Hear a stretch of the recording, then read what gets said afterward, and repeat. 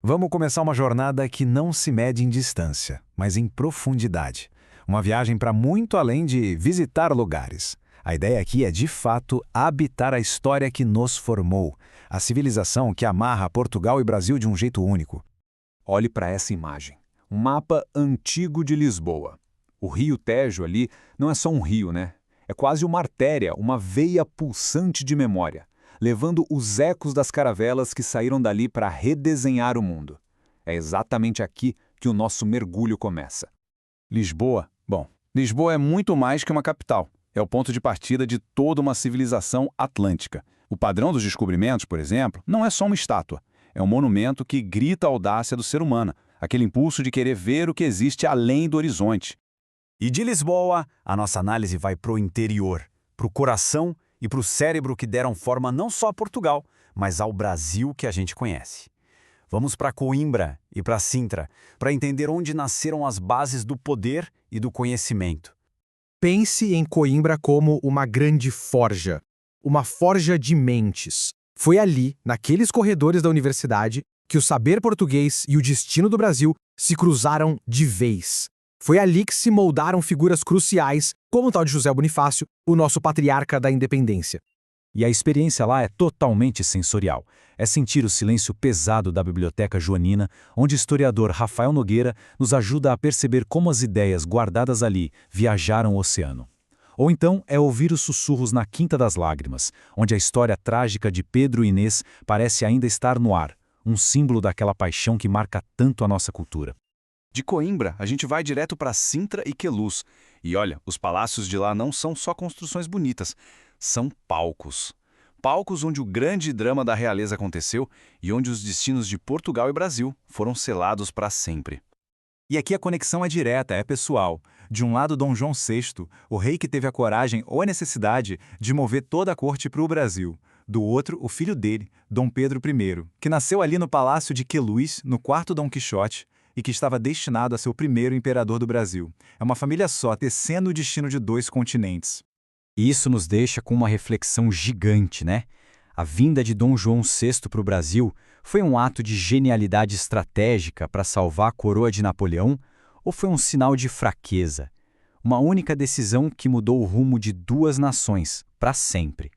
Bom, saindo dos palácios, a gente volta para a costa. Vamos para Belém.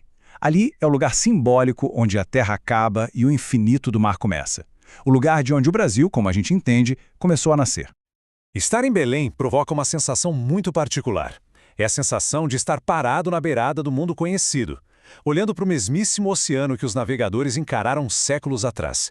Um misto de medo, de esperança, de tudo. A Torre de Belém parece vigiar a partida. O Mosteiro dos Jerônimos celebra a volta, construído com o dinheiro que vinha do Oriente. E lá no Museu da Marinha, a gente vê os instrumentos que fizeram tudo isso ser possível.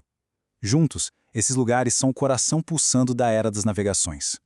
E quando se está lá, olhando para o Tejo, de onde o Cabral partiu, bem no dia do descobrimento do Brasil, a pergunta é inevitável. A chegada dos portugueses aqui foi um acidente, um erro de cálculo? Ou foi um plano secreto, muito bem pensado? Ou, quem sabe, a mão da providência? Mas antes da partida definitiva da família real, tem uma última parada em Portugal, o Palácio Convento de Mafra. É um lugar gigantesco, monumental. E ali, naquelas salas, naquela biblioteca incrível, quase dá para ouvir o eco das dúvidas e das preces de Dom João VI antes de cruzar o Atlântico.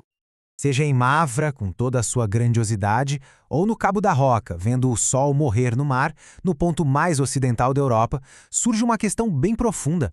A gente vê a ambição dos reis, o poder humano, e de repente se depara com a imensidão do oceano, do destino, onde um acaba e o outro começa. Mas, veja bem, a busca por poder e por riqueza não explica tudo. Tinha outra força em jogo. Uma força espiritual muito poderosa, que empurrava tanto a espada quanto a caravela. Existia uma missão. Para entender essa missão, a gente precisa ir para Tomar, no Convento de Cristo. É lá que a Ordem de Cristo, que herdou tudo dos Templários, se torna a grande financiadora das navegações. Aquela cruz nas velas das caravelas não era só decoração. Era o símbolo de uma expansão que se via, antes de tudo, como uma missão de fé. E essa jornada pela história nos leva, curiosamente, a Fátima, que hoje é um altar do mundo. Um lugar que serve para lembrar que essa dimensão espiritual, a fé, ainda é uma força gigantesca na identidade do mundo que fala português. E assim, a gente chega a uma conclusão que, na verdade, é um ponto de partida. O começo de uma conexão muito mais forte com essa história que, queiramos ou não, é nossa. Depois de tudo isso, fica bem claro, né? Esta experiência vai muito além do turismo normal. Não se trata só de colecionar fotos. É um mergulho de cabeça, com todos os sentidos, na civilização que nos une.